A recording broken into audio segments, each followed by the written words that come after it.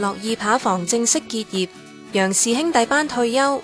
不過樂意精神並唔會因為咁而消逝，因為第二代已經預備好接棒。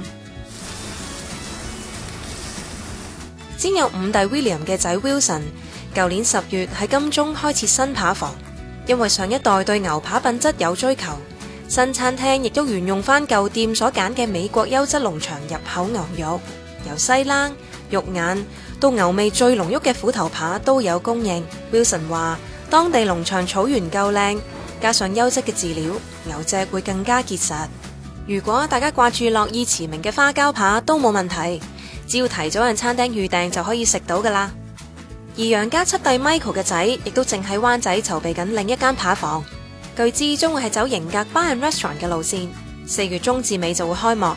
等飲食指繼續同大家跟進啦。